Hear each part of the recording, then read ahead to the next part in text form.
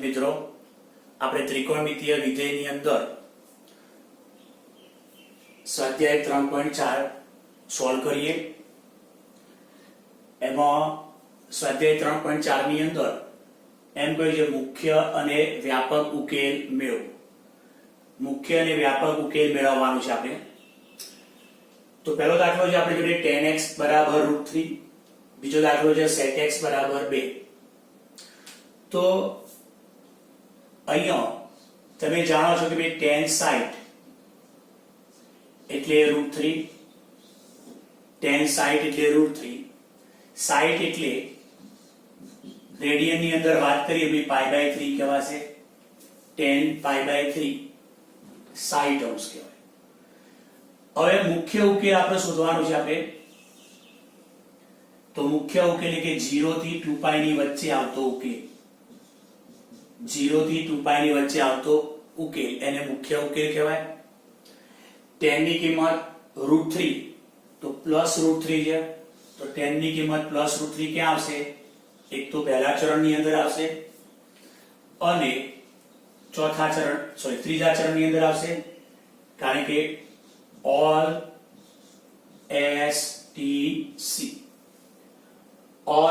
STC okay. તો આપણા જોડે tan π/3 બરાબર √3, √3 એ ધન કિંમત છે, tan ની ધન કિંમત ક્યાં આવે? પહેલા અને ત્રીજા ચરણમાં। તો આપણા જોડે પહેલા ચરણની અંદર π/3 ઉકેલ તરીકે આવશે અને અહીંયા આપણે ઉકેલ લખીશું π + π/3। કયો ઉકેલ લખીશું? π + π/3। ક્લિયર? એટલે કે આપણી જોડે tan x √3, તો tan x √3 બે રીતે લખી શકાય છે। ક્યારે કિંમત આવશે? તો tan π/3 લેવાથી, અથવા tan x tan π + π/3। તો π + π/3 આગળ પણ √3 કિંમત થશે અને π/3 આગળ પણ √3 કિંમત થશે। તો અહીં થશે tan x tan π/3 અથવા tan x tan 3 એકા 3 ની 1 4 π/3। તો તમે લખશો x π/3 અથવા x 4π/3।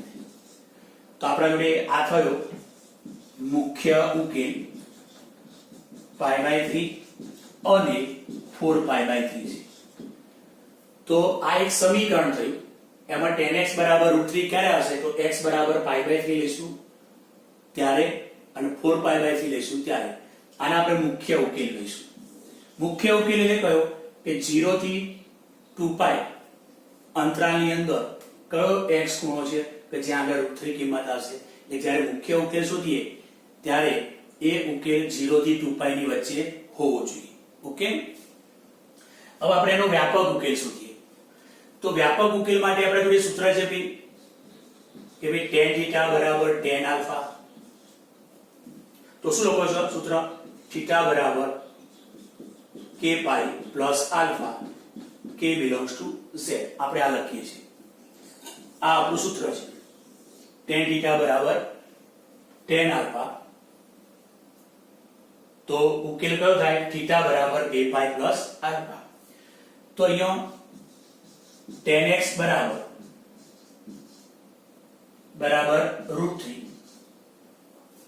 આપણી જોડે, તો માટે tan x બરાબર શું લખશો ભાઈ? tan π/3, tan π/3 જે √3।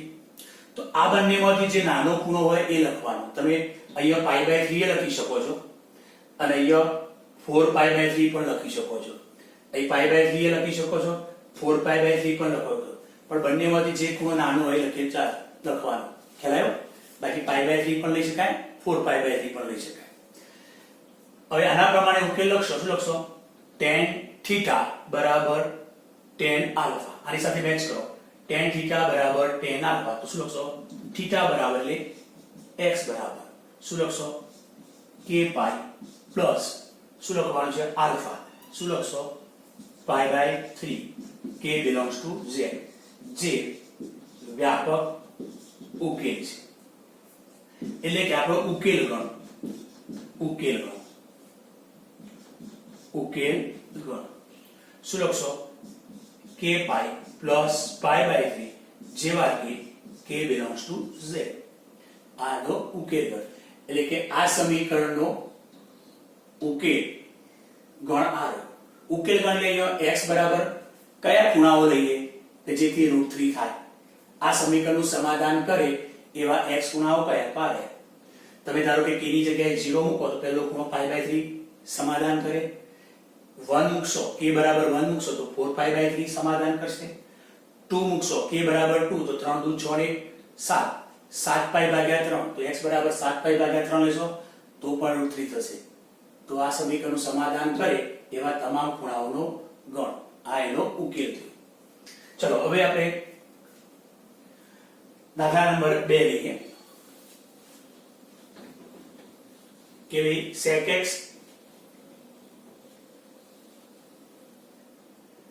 જોઈ લો. આનો આપણે મુખ્ય ઉકેલ અને વ્યાપક ઉકેલ શોધવો છે.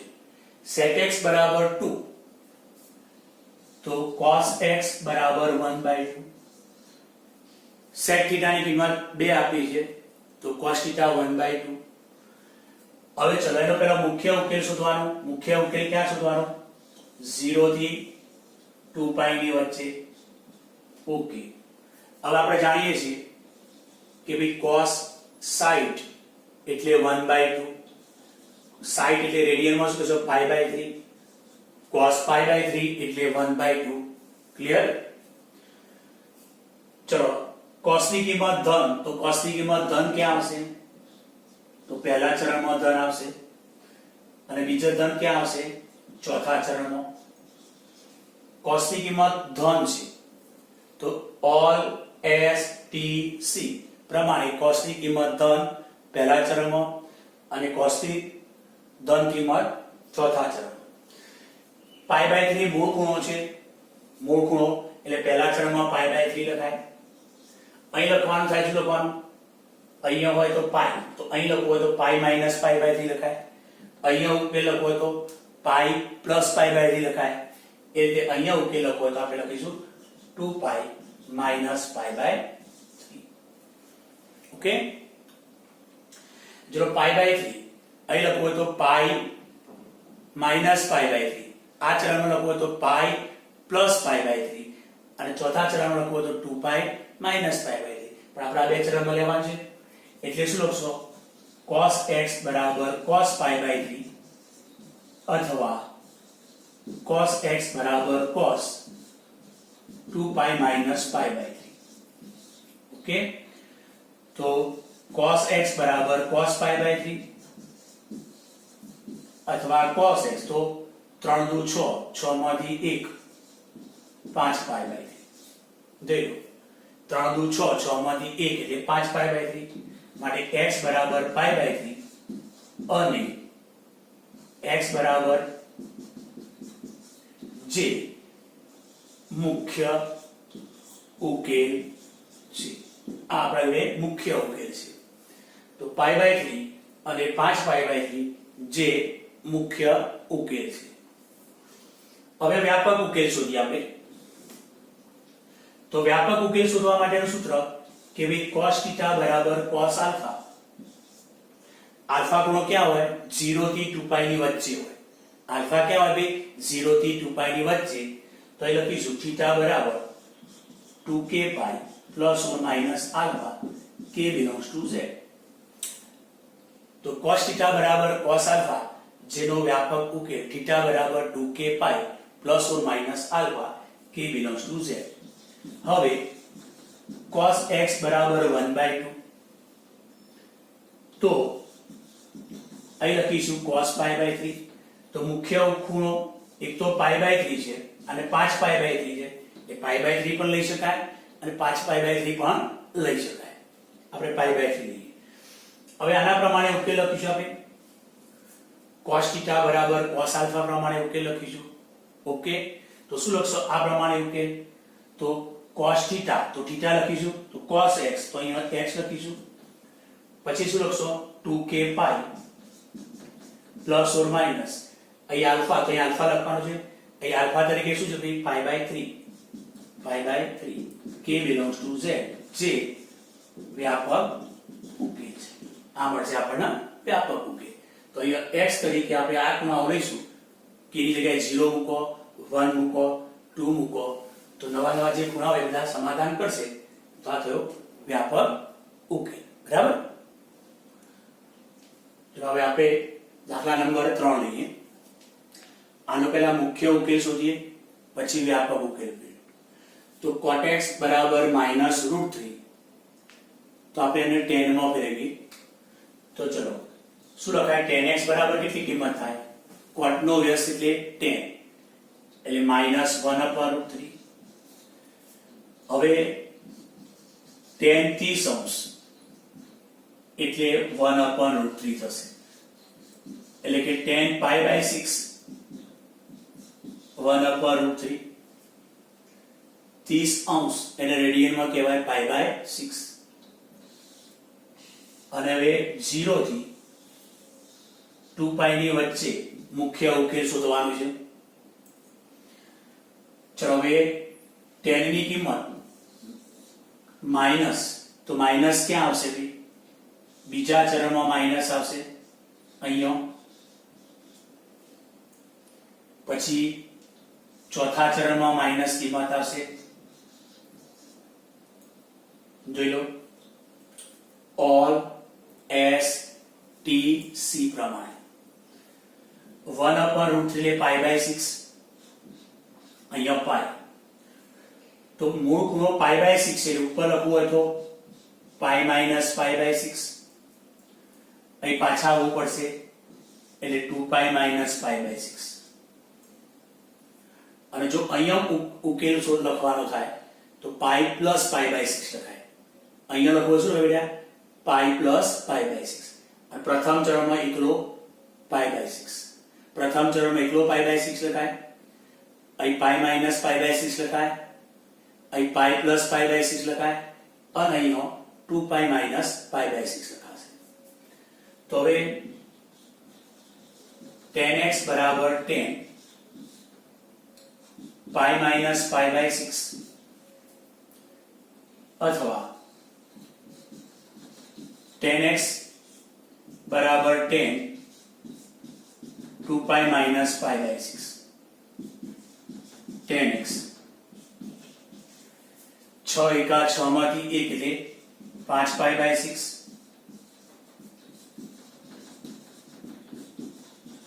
6 દુ 12, 12 માંથી 1 11π/6. તો આપણે મુખ્ય ઉકેલ x બરાબર 5π/6 અને x બરાબર 11π/6 છે. એટલે કે અહીંયા x બરાબર 5π/6 લેશો ત્યારે tan ની વેલ્યુ -1/√3 આવશે, અથવા x બરાબર 11π/6 લેશો તો જ બરાબર -1/√3 રહેશે. આ મુખ્ય ઉકેલ. હવે વ્યાપક ઉકેલ શોધવો છે આપણે, તો tan θ બરાબર tan આલ્ફા સૂત્ર લખીએ છીએ. પેલા આલ્ફા ક્યાં હોય? 0 થી 2π ની વચ્ચે હોવું જોઈએ. tan θ બરાબર tan આલ્ફા, તો θ બરાબર શું લખશો? k pi plus alpha, k belongs to z. Okay, આનો ઉપયોગ કરીએ. tan x બરાબર -1/√3, તો tan x બરાબર તો -1/√3 ક્યારે આવે? 5π/6 આગળ પણ આવે અને 11π/6 આગળ પણ આવે. તો અહીં શું લખશો? tan 5π/6. 5π/6 લઈશું તો પણ -1/√3, 11π/6 લઈશું તો પણ -1/√3. આ પણ લઈ શકાય, આ પણ લઈ શકાય. ચલો આપણું સ્વરૂપ આ થઈ ગયું. tan θ બરાબર tan આલ્ફા સ્વરૂપ થઈ ગયું. tan θ બરાબર tan આલ્ફા સ્વરૂપ થયું. માટે શું લખશો? tan θ બરાબર tan આલ્ફા, તો θ તો અહીંયા શું લખશો? x k pi plus 5π/6 k belongs to z, જે વ્યાપક ઉકેલ છે. અને વ્યાપક ઉકેલ આપણે લખવું ઉકેલ ગણશો, ઉકેલ ગણ તો લખવાનું k pi plus 5π/6 k belongs to z આ રીતે. ઓકે, ચલો હવે ચોથો દાખલો લઈએ. ચોથામાં સમીકરણ કયું આપ્યું છે ભાઈ? cosec x બરાબર -2. ચલો cosec ને સામા ફેરવશો બેટા? cosec ને સામા ફેરવશું ભાઈ? sin માં ફેરવીશું. બોલો sin x બરાબર શું થશે?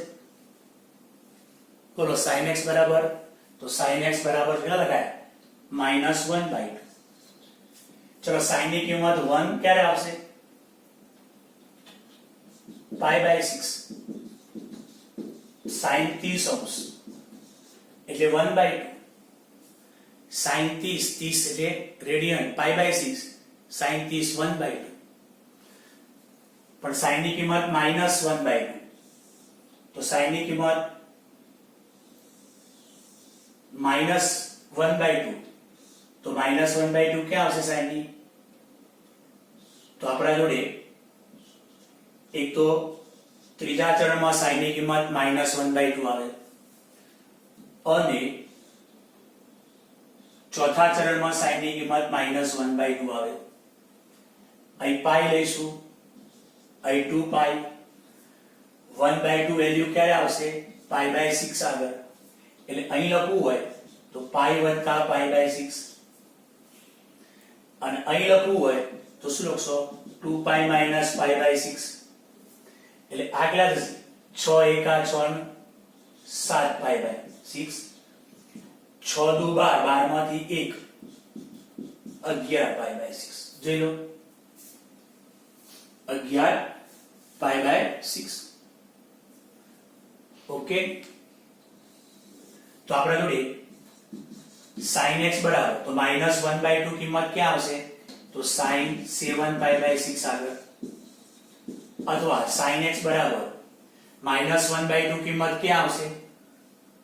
તો sin 11π/6 આગળ. પણ એટલે sin ની કિંમત -1/2 તો 7π/6 આગળ અથવા 11π/6 આગળ. તો મુખ્ય ઉકેલ x 7π/6 11π/6 આ મુખ્ય ઉકેલ છે. જોઈ લો હવે વ્યાપક ઉકેલ શોધીએ આપણે. વ્યાપક ઉકેલ તો sin ના વ્યાપક ઉકેલનું સૂત્ર કયું છે? એ સૂત્ર આપણે યાદ કરીશું. ચલો sin θ બરાબર sin આલ્ફા. આલ્ફા કેવો હોય? 0 થી 2π ની વચ્ચે. ઓકે, એમાં આનો વ્યાપક ઉકેલ શું લખો? સૂત્ર આપણને યાદ હોવું જોઈએ. તો θ બરાબર k પાઈ પ્લસ -1 ની k ઘાત ગુણ્યા alpha, k belongs to z. આનો ઉપયોગ કરીએ હવે વ્યાપક ઉકેલ શોધવા માટે. તો હવે sin x બરાબર -1/2. આનો આપણે વ્યાપક ઉકેલ શોધવો છે. તો ચલો sin x -1/2 ક્યારે આવે? 7π/6 લઈએ અથવા 11π/6 લઈએ તો અહીંયા લખીશું sin 7π/6 માટે x બરાબર. તો હવે આ સૂત્રનો ઉપયોગ કરો. અહીં θ ની જગ્યાએ કોણ છે ભાઈ? x. આલ્ફા ની જગ્યાએ કોણ છે? 7π/6. તો આ પ્રમાણે લખવાનું છે. શું લખશો? k પાઈ પ્લસ -1 ની k ઘાત ગુણ્યા આલ્ફા. અહીં આલ્ફા તરીકે કોણ છે ભાઈ? તો 7π/6. 7π/6 k બિલોંગ્સ ટુ z. આ થશે આપણો કયો ઉકેલ છે ભાઈ? વ્યાપક ઉકેલ. ખ્યાલ આવી ગયો? તો જો cosec હોય તો સામા ફેરવવાનું sin નો. આ sin નો વ્યાપક ઉકેલ માટેનું સૂત્ર જાણીએ છીએ એટલા માટે cosec ના sin માં ફેરવો. વિદ્યાર્થી મિત્રો મજા આવે છે ને? મજા આવતા પહેલા સૂત્રો તૈયાર તો કરવા પડશે. સૂત્રો પર આધારિત કામ છે. અને વ્યાપક ઉકેલ શોધવાના JEE માં દાખલાઓ આપણને આવડે છે, બરાબર છે. તો ચલો આનો આપણે વ્યાપક ઉકેલ શોધવો છે. આનો વ્યાપક ઉકેલ તો cos 4x બરાબર cos, આના આ બાજુ લાવી લો, બરાબર 0. અથવા આપણે સીધો વ્યાપક ઉકેલ શોધવો હોય તો આપણે સૂત્ર cos θ બરાબર cos આલ્ફા. θ બરાબર શું લખીએ છીએ 2k pi plus or minus alpha k belongs to z. તો આને θ ગણી કાઢો, આલ્ફા ગણી કાઢો, આ રીતે ઉકેલ લખી શકાશે આપણે. અને બીજી રીતે આને કહી શકાય કે c minus c minus c minus 2ss એમાં પાડી sin θ બરાબર 0 અથવા sin θ બરાબર 0 એ રીતે પણ કામ કરી શકાશે, બરાબર. પણ આપણા આની અંદર આપણને સરળ પડશે, આ સ્વરૂપમાંથી આપણે ઉકેલ લખી કાઢીએ. ચલો તો શું લખશો? આને શું ગણશો? જોઈ લો, cos θ બરાબર cos આલ્ફા. તો આને θ ગણ લે, θ બરાબર શું લખશો 2k પાઈ, પછી શું લખશો પ્લસ ઓર માઇનસ આલ્ફા, આપણે આલ્ફા તરીકે શું લખશો 2x, k belongs to z. તો 4x 2k પાઈ, એક વાર પ્લસ 2x લઈએ અને એક વખત આપણે માઇનસ 2x લઈએ. જોયું અહીં પ્લસ ઓર માઇનસ છે એટલે પછી પ્લસ લઈ લો, એક વાર અહીંયા માઇનસ લઈ લો. તો 4x 2x આ બદલાવ એટલે 4x માંથી 2x જશે એટલે 2x 2k પાઈ, 2 વડે બાદ કાઢો k પાઈ, માઇનસ 2x આવશે આ બાજુ, 4x વત્તા 2x એટલે 6x થશે, 2k પાઈ. x બરાબર 6 વડે બાદ કાઢે k પાઈ બાય 3. તો આપણા જોડે k belongs to z. તો વ્યાપક ઉકેલ, પણ આપણે ઉકેલ ગણ લખીએ, ગણ શોધ તો k પાઈ જેવા કે k belongs to z યોગ શું લખશો યોગ k પાઈ બાય 3 જેવા કે k belongs to z. એટલે કે આ k પાઈ સમીકરણનું સમાધાન કરે એવા x ખૂણાઓ અથવા k પાઈ બાય 3 સમીકરણનું સમાધાન કરે એવા ખૂણાઓ. ઓકે.